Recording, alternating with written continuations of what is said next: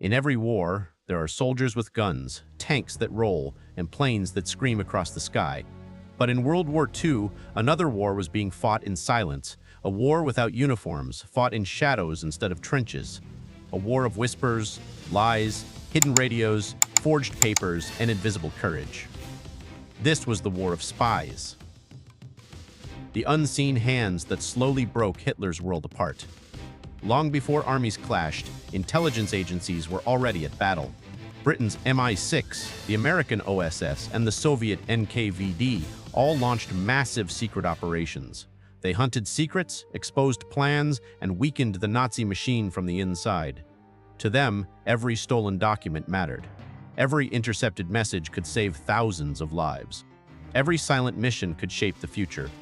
One of the greatest weapons of this shadow war was deception. Hitler believed in strength, speed, and intimidation. Spies believed in patience, psychology, and illusion. While he moved armies, they moved information. While his tanks rolled forward, their lies slipped behind enemy lines. And sometimes, a well-placed lie was stronger than any bullet. Britain became the center of Europe's secret war. In hidden offices, intelligence leaders created Operation Double Cross, turning captured German spies into double agents. Instead of executing them, they recruited them. These agents pretended loyalty to Hitler while feeding him poison, not in the form of bullets, but in the form of false information.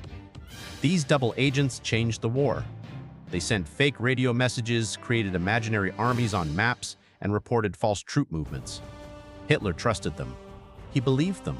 And because of them, the German war machine began reacting to threats that didn't exist while ignoring the real ones that were coming. Nowhere was this more powerful than before D-Day. The Allies wanted to invade France, but if Hitler guessed where, thousands would die. So, spies built the greatest bluff in military history. They created a fake army with fake tanks, fake headquarters, and even a fake commander, General George Patton. German recon planes photographed inflatable tanks and believed they were real. Coded spy reports confirmed Hitler's worst fear: the Allies would invade at Pas-de-Calais. Except, that was a lie. The real invasion would be at Normandy. And when June 6, 1944 arrived, German forces were waiting in the wrong place because spies had convinced Hitler to look the other way. The Shadow War had saved countless lives before a single soldier stepped on the beach. But spies didn't just deceive. They stole the most important secret technology of the war, the German Enigma communication system. The Nazis believed it was unbreakable. Every message passed through rotating code wheels that changed daily. They thought their radio traffic was invisible. They were wrong.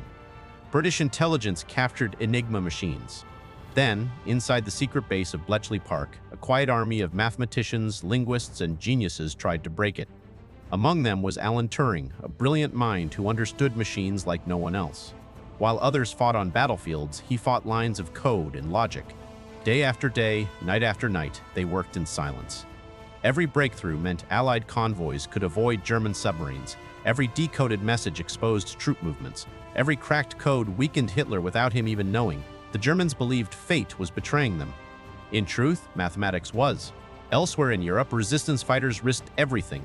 In Poland, France, Norway, Belgium, and across occupied lands, ordinary citizens became spies. Shopkeepers, students, priests, farmers. People who should have lived quiet lives chose danger instead. They sabotaged trains, cut communication lines, and delivered information to the Allies. Many of them operated underground networks so secret that not even their families knew. One whispered word in the wrong place meant torture or execution, yet they continued, because they believed freedom was worth any price. These nameless heroes fought without medals, without public glory, but with extraordinary bravery. In France, the resistance mapped German defenses, guided Allied pilots to safety, and smuggled intelligence through hidden routes. Women played crucial roles, passing coded messages baked into loaves of bread or stitched into clothing. They used bicycles, radios, and courage to hold their ground against fear. In Norway, spies carried out one of the most important missions of the war, sabotaging Germany's nuclear ambitions. Hidden in snowy mountains, they destroyed heavy water facilities that the Nazis needed for atomic research. The world would never know how close disaster truly came, or how these silent heroes stopped it. Meanwhile, inside Germany itself, spies and informants watched Hitler's empire crack from within. Some were secret Allied contacts, others were German citizens who realized the truth too late. Many paid with their lives. But their information exposed weaknesses the world otherwise would never have seen. Spying was not glorious. It was lonely.